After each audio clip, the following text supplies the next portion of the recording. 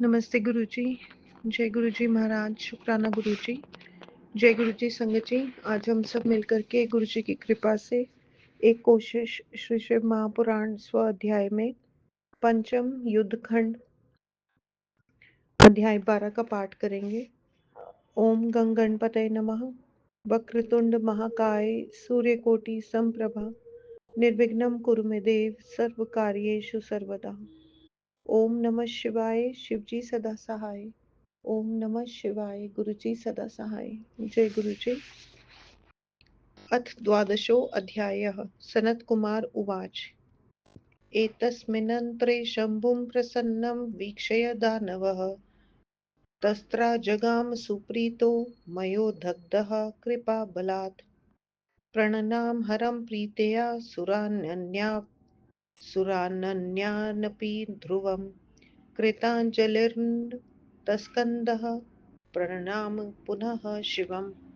अतो तत्थाय शिवं दृष्ट्वा प्रेम्णा गद्गदसुस्वरः तुष्टाव भक्तिपूर्णात्मा स दानववरो मय उवाच।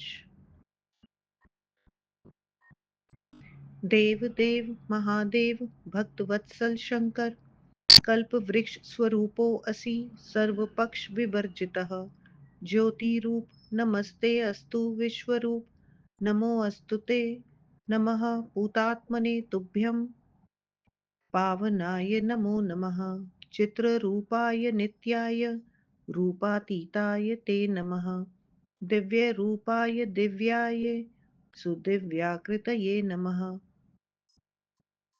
नमः प्रणत सर्वार्तिनाशकाय शिवात्मने कर्त्रेर्भर्त्रेर्च सहस्रेर्त्रिलोकानां नमो नमः भक्तिगम्याय भक्तानां नमस्तुभ्यं कृपालवे तपः सत्फलदात्रे ते शिवाकान्त शिवेश्वर न जानामि स्तुतिं कर्तुं स्तुतिप्रिय परमेश्वर प्रसन्नो भव सर्वेश पाहि मां शरणागतम्। सनत कुमार उवाच। इत्याकर्णमयोक्तां हि संस्तुतिं परमेश्वरः प्रसन्नो भूद द्विजश्रेष्ठ मयं प्रोवाच चादरात्। शिव उवाच। वरं ब्रूहि प्रसन्नोऽहं मयदानवसत्तमम् मनोभिलक्षितं यत्ते तदास्यामि न संशयः। सनत्कुमार उवाच। श्रुत्वा शिवं वचः शम्भुः स मयोदानवर्षभः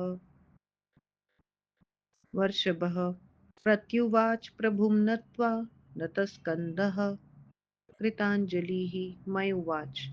देव देव महादेव प्रसन्नो यदि मे भवान् वर्योग्यो असमयहं चेद्वि स्वभक्तिं देहि शाश्वतीं स्वभक्तेषु सदा सख्यं दीनेषु च दयां सदा उपेक्षा मन्यजीवेषु खलेषु परमेश्वर कदापि नासुरो भावो भवेन्मम महेश्वर निर्भयः स्याम सदा नाथ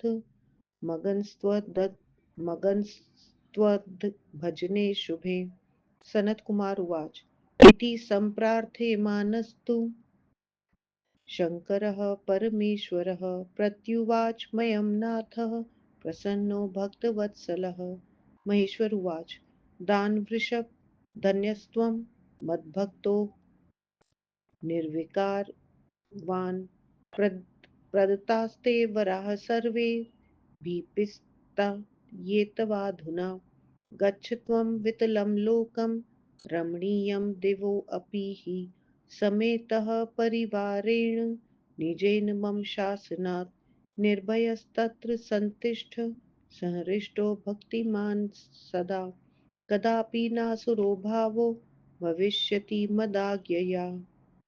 सनत कुमार उवाच। इत्याज्ञां शिरसाधाय शङ्करस्य महात्मनः तं प्रणमय सुरांश्चापि वितलं प्रजगाम सः एतस्मिन्नन्तरे ते वै मुण्डिनश्च समागताः प्रणमयोश्च तान् सर्वान् विष्णुब्रह्मादिकान् सुरान् कुत्र याम वयं देवाः कर्म किं करवामहे।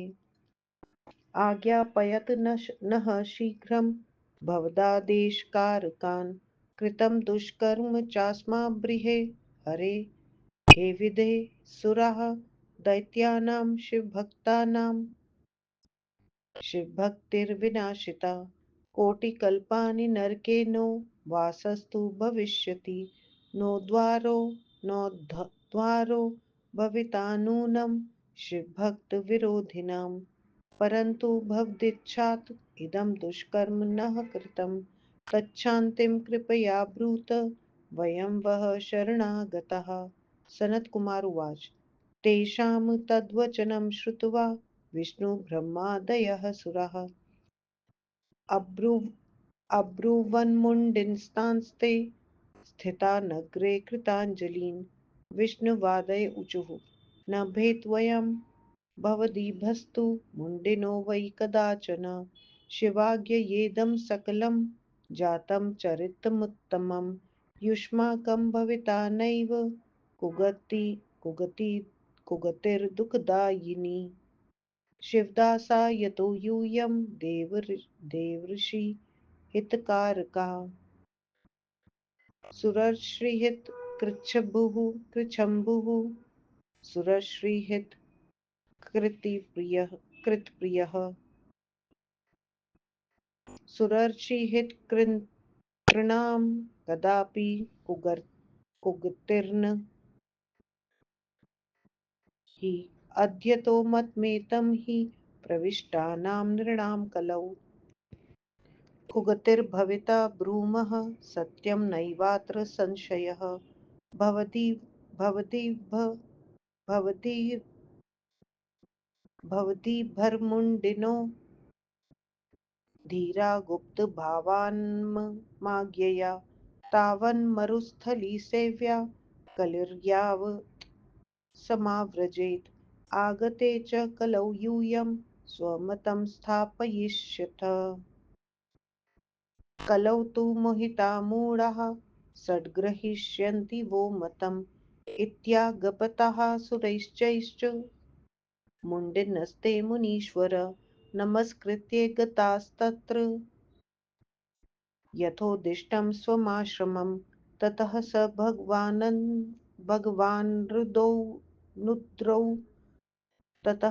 भगवानरुद्रौ दग्ध्वा त्रिपुरवासिनः कृतकृत्यो महायोगी ब्रह्मादैर्भिपूजितः स्वगणैर्निखिलैर्देव्या शिव्या सहितः प्रभुः कृत्वा अमरं हत्कार्यं ससुतोऽन्तर्धादथ तत्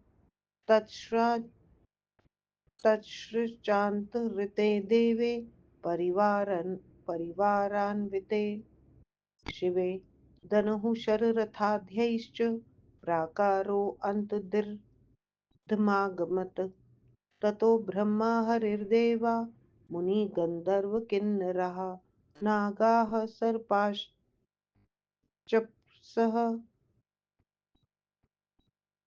सहृष्टाः शोचात्मानुषः स्वं स्वं स्थानं मुदा जग्मुः शंसन्तः शाङ्करं यशः स्वं स्वं स्थानमनुप्राप्य निर्वृत्तिं परमां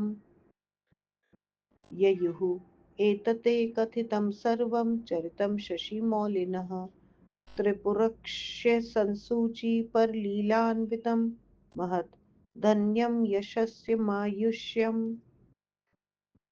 दन्धान्यप्रवर्धकम् स्वर्गदं मोक्षदं चापि किं भूयः श्रोतुमिच्छसि इदं हि परमाख्यानं यः यः पठेत् शृणुयात् सदा इह भुक्त्वाखिलान् कामान्ते मुक्तिं वाप्नुयात् इति श्रीशिवमहापुराणे द्वितीयायां रुद्रसंहितायां पञ्चमे युद्धखण्डे सनत्कुमार पाराशर्य संवादे त्रिपुरवधान्तर्गते देवस देव स्तुतिमय स्तुति मुंडे निवेशन देव देव स्वस्थान गमन वर्णनम नाम द्वादशो द्वादशो अध्यायः।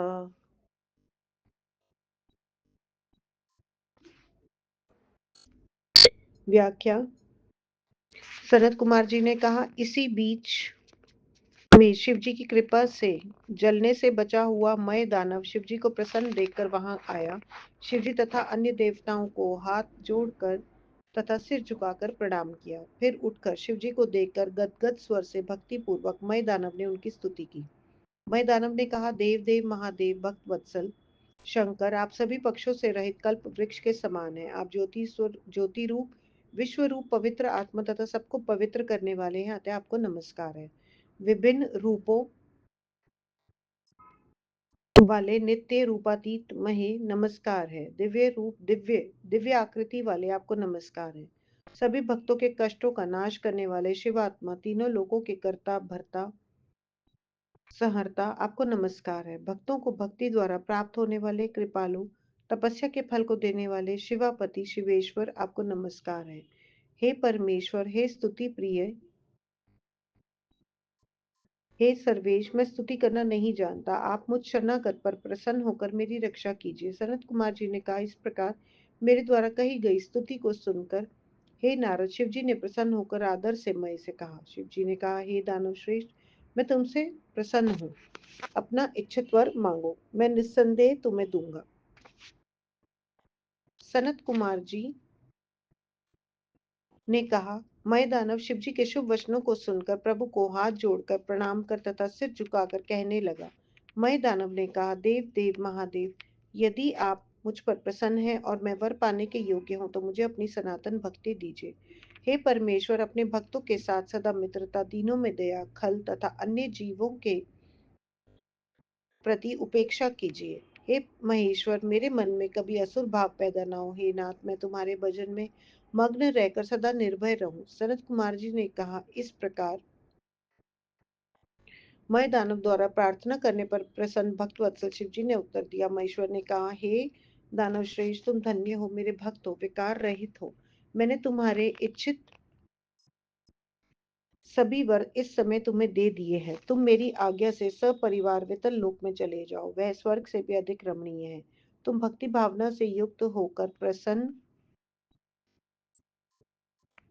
मन से वहां रहो। तुम्हारे मन में मेरी आज्ञा से कभी भी असुर भाव नहीं पैदा होगा। सनत कुमार जी ने कहा, महात्मा शिव जी की इस आज्ञा को शिरोधार्य करके उन्हें तथा अन्य देवताओं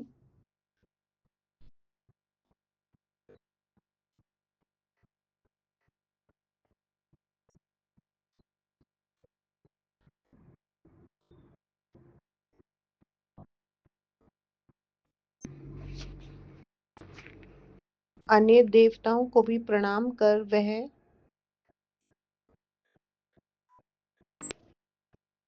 वितल लोक को चला गया। इसके बाद मुंडी साधु भी चले आए और उन्होंने प्रणाम करके ब्रह्मा विष्णु आदि देवताओं से कहा, हम कहाँ जाएं, क्या काम करें, आपके आज्ञाकारियों को शीघ्र आज्ञा दीजिए। हे ब्रह्मा विष्णु, हे देवताओं, हमने शिव भक्त दैत्यों की शिव भक्ति नाश कर हम लोगों ने महान दुष्कर्म किया। करोड़ कल्पों तक शिव भक्ति विरोधी हम लोगों का नरक में निवास होगा, तभी हमारा उद्धार हो सकता है। परंतु हम लोगों ने यह दुष्कर्म आपकी इच्छा से किया, इसलिए इसकी शांति का उपाय बतलाइए, हम आपकी शरण में आए हैं। सनत कुमार जी ने कहा, उनके इन वचनों को सुनकर ब्रह्मा विष्णु आदि देवता अपने सामने हाथ जोड़कर बैठे हुए मुंडी साधुओं से विष्णु आदि ने कहा, हे मुंडी साधुओं, आप डरिए मत। यह जो उत्तम चरित हुआ है, यह शिव जी की आज्ञा से हुआ है।